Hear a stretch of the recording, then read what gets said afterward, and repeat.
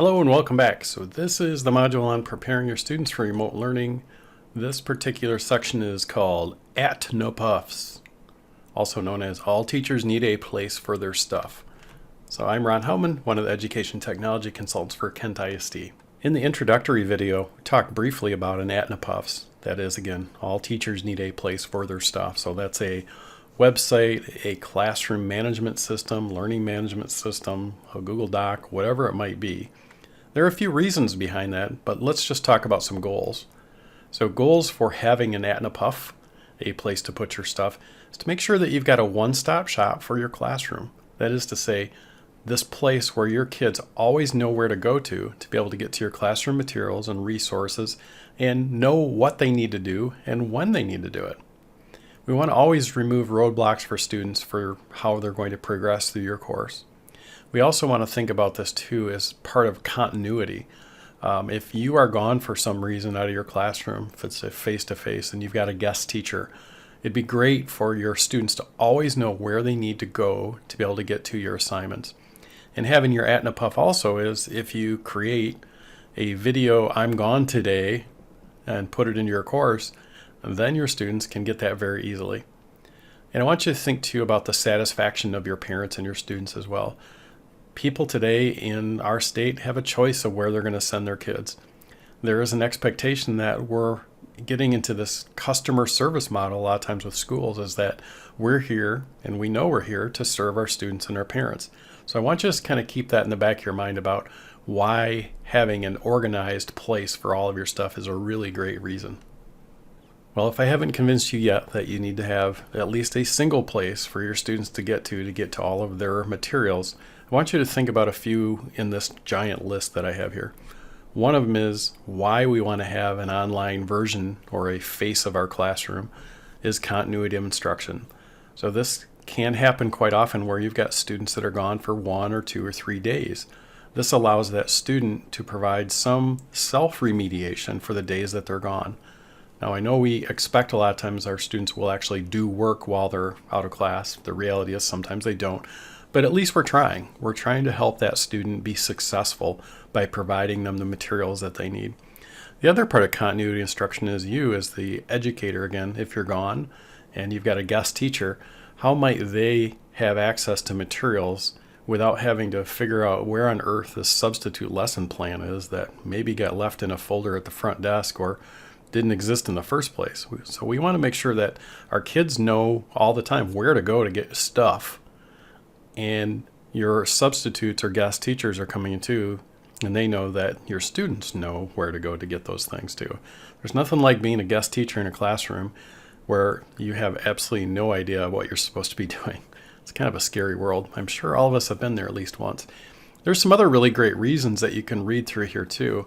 I think another one that we're probably going to find that's important is as we get into more snow days again, how might we extend our school days into snow days now that we got kind of used to some amount of remote teaching and learning. A key part of having a place for your stuff is making sure that your kids and your parents can get to it. Now, we all know that it's very difficult for many of our students to remember how to get to wherever this place is. If you're using something like Google Classroom, it's pretty easy for your students to be able to find that. All they have to do is log into their Google account and go to classroom.google.com and they can get there.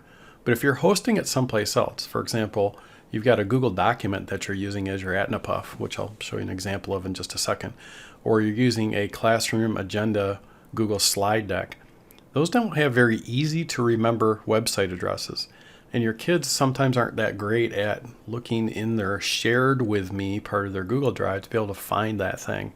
So I'm going to give you one quick tip here about how to make wherever your landing page is really easy to get to. And we're going to talk about URL shorteners or web address shorteners. In the course, Preparing Your Students for Remote Learning Guide, we've given you in all of the different modules these learning guides or unit guides, whatever words we'd like to use for them. I'd like to just bring your attention to a couple pieces in here that you're going to use as resources. So the one that I'm going to talk about here briefly is called Short Links for the Win. And this is going to take me to a website called bit.ly, bit.ly. And I'm sure you've probably run into a bit.ly link at least once in your lifetime as a professional educator. Bit.ly is this site here. This allows us to create customized short links. And I'll just give you an example here real quick. So let's say you want your kids to go to this link right here, sites.google.com/kenisd.org/remote instruction bootcamp/home. That's a lot of typing. How about if we just shorten it down to bit.ly/KISDRIB? And it's actually pronounceable too. Now, how do we do these things where we're going to turn a giant long web address into something short? So I'm going to take a example document that I have here for just a moment. So I've got our remote learning bootcamp checklist just as an example. You notice that the web address for this up here is really long. Can you imagine if you're trying to read this off to a kid and you're telling to go to this place, or you're on a web conference and you're saying that? How about if we make this really short and we make it easy to get to? So the first step is that we're going to use the website called bit.ly, bit.ly. And to do what I'm going to do, you have to actually create an account at bit.ly. And you can create a free account there, and you can create up to, I want to say it's 100 short web addresses per month for free. A couple other features that it gives you when you do create the account, and this is the important part, is that then you can create custom short links instead of just random ones. So random short links just look like, a mix of letters and numbers after bit.ly. Our goal is to make these customized so they're really easy to remember and get to, and actually they might even be pronounceable. Another really cool thing about bit.ly is you'll notice here for any of the documents that we might have, you're going to see that there are analytics with this too. So here's a really long web address for a public meeting with a short link that is actually pretty usable and understandable. Then you can see the dates and times when it was accessed and how many people actually accessed it and where they came from. So we had people were coming from an email link or a short message that they got, or right from a website. I can go look at another one here as an example. This is a Kent ISD reduced cost software list that I maintain. And I can see over the last 30 days that 368 people have clicked on it and where they came from, and what they're mostly, all from the United States from what I can see here as well. So let's create a link really quickly. So there are a couple steps. First one is that you have to know where it is that you'd like to send somebody. So for this example, we'll use a Google Doc. So I'm going to copy that Google Doc link. I'm going to go back to bit.ly and I'm going to click create. And when I click create, it's going to ask me paste the really long web address or URL here. You'll do that. It'll reload for just a second. And then you'll see, okay, it gave it a really strange long web address that's random. Well, again, we want to customize it. So we do customize back half. So I want to make this again memorable for folks. This is our checklist that we're going to use. How about if I just call it KISD Remote Instruction Bootcamp Checklist? We'll just see if that one's taken for a second. So the way to know, and there can only be one, these are very unique. So if I just click outside of it, it looks like it's available because it didn't give me a warning for it. If I'd like to add a title here, I can. I'll just do it. Remote Instruction Bootcamp Checklist. And as soon as I click save, you'll see that the link has been edited and now it's available to me. So if I wanted to give this to somebody via email or anything, any way, I'm just going to click copy. And if I go into a new tab and just paste that short link, hit enter, well, by magic, I am now taken to that particular checklist. So what I would tell you to do is bit.ly is a great tool to use. And if you want to learn more about it, they do have a very nice help center also as part of bit.ly. And it'll tell you everything about it. And this is another thing I would suggest too, as an educator.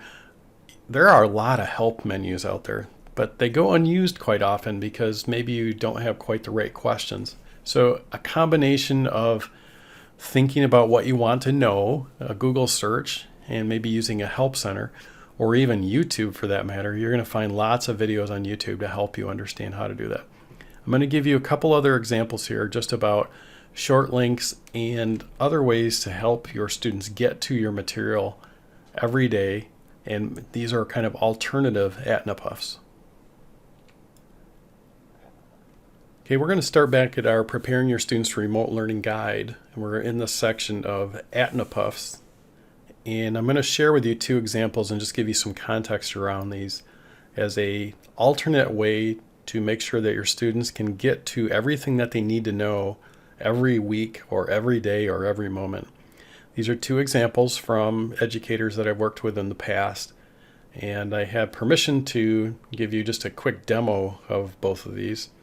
So the first one I'm going to show you, this is from Kent Innovation High, and this was from Mr. Holly, who took a different job. He works over on the other side of the state. But this is what he used in his course on American Studies. This is a Google document, and it's actually not that difficult when you deconstruct this a little bit. And by the way, if you'd like to make your own copy of this, it's pretty easy to do that. If you do file, make a copy, you can use one of these things and deconstruct it yourself a little bit. So up on the top, you'll notice as I hover your mouse over that these things are tables. So each one of these things that I'm moving around here, these are just cells in a table. So if you've never done that before, it's really insert table, and then you can create the table that you would like. And then if you want to select different cells, you can merge them together. For example, this is up on the top. I think these are three different cell tables, but we've gotten rid of the borders in between each one of these cells just to make it look a little bit cleaner. So what you're looking at here is a weekly agenda, Monday through Friday. So Monday is listed as a holiday. Tuesday is, these are all the pieces of work that your students have to do, and each one of these has a link to go out to whatever it is that you would like your students to go do. Same thing over here, and Thursday and Friday. And then there are also reassessments, so these are assessments that the students are going to do. Up in the top, you'll see that there are links to other resources the students need to get to on a regular basis. Those are listed up in the top. There are also links that I've removed out of here, but this would take you to your own PowerSchool account for your student information system as a student, the standards they're using in the course, and then there's that short link to be able to get to this particular page, bit.ly/KIHAM. There was a form that I took out of here too because it doesn't exist and we wouldn't want you filling that out anyway. So this is an example using Google Docs. Again, you're free to just make a copy of it and try to figure out how you might modify one of these. And by the way, it's continuous. It keeps going and going and going. So the way that you normally do this, and this one's not too difficult also, you just kind of select all, copy, and then you paste. And then you edit those things you want. And this becomes a year-long document, kind of a perennial document. So let's look at the other version of a classroom agenda document. So this is by John Phillips. He is an instructor currently at Kent Career Tech Center in a course called Design Lab. And this has been modified by me just a little bit as well to protect some of the privacy that they have. But I want you to just take a look at this one. This is Google Slides. This is right now just 3 slides. Up on the very top of this Google slide, this is all the resources for the classroom that they use with links to everything that they might use. Here again is that nice short link that would take you to this particular slide deck, which is the agenda. And this is written in the whiteboard in the classroom, and it's shared in an email signature. It's all over the place. So your kids never have a problem getting to this particular page. It becomes kind of part of their normal things they're going to do. On the front page, you'll see that there are long-term things and then upcoming projects that they're going to do all the way through school with links to everything that they would need to get to. When you go to current week, as soon as you click this, if you were in the view mode, which normally that's what the students would be looking at, they'd be looking at it in a view that looks like this. That if they click go to current week, it'll just pop them to that next slide in the deck. And these are pretty easy to set up. All you have to do is just put a hyperlink here to any of the next week's or first week's inside of your Google slide. So this gives you, as a student, exactly what you're doing. You know your projects, you have all your resources listed for you, you know what you're supposed to be doing that day, and the next day, and the next day, and the next day. And down the bottom corner there are reminders and information. So this is, again, available to you as well if you'd like to take a look at it and see if this is something you would want to do. But remember, our main point here about having an ATNAPFTS is to make sure that your students always know all their resources, where to go, and how to get there. This goes, you wouldn't even believe sometimes with the lengths that this goes to I would say reduce the amount of email communication that you're having with your students about what are we supposed to be doing right now. So you'll find too that this is used in conjunction with another learning management system. You can still use this with Google Classroom or Moodle or Schoology or whatever you might have. Sometimes this design is a lot better than what you might find in some of those learning management systems. So again, take a look at this. It's linked from your guide for this particular unit. And if you have any questions about how you might build something like this, if you run into issues, please let me know. I'd be happy to help you and direct you in a way that might make sense for you and for your students. In conclusion, I want to share with you one of the best guides that I know of around Google Classroom. And this is a fantastic place to go to. If you're new to Google Classroom or you're just learning and you think you don't know how to do everything, I want you to take a look at Eric Kurtz. He's an educator out of Ohio, and he's got probably one of the best video resources I've seen on how to use Google Classroom. I think it's even better than some of the stuff Google has on their website. It's linked in the section above called the Google Classroom Getting Started playlist, and that'll take you to YouTube. And this video series, he updates this pretty regularly. They're very short videos, like 2 to 4 minutes a lot of times, on how to create Google Classroom all the way through, you name it, Google Meet integration, self-graded assessments and quizzes. This is a fantastic resource, and I would certainly advocate you spending a little bit of your time if you're unsure of how to do everything in Google Classroom to do it right here. This covers everything from beginning to advanced, and in very short, it makes short work of it. So take a look at that. Again, it's linked from our document that we have, and it's right here, this Google Classroom Getting Started playlist. In addition, if you want to learn even more, if you go back to his YouTube channel that we've linked to, if you click on his name, Eric Kurtz, and then you just go into playlists, you'll be able to see all the different playlists that he has here. These are playlists on Google Meet, Classroom. They do run some really good Google user group meetings as well. It's a ton of information right inside here too. Okay, well, we hope you enjoyed this part on ATNAPFTS. If you have any questions throughout the course, make sure to get a hold of us using our email address is edtech@kentisd.org, and we'll see you in the next module.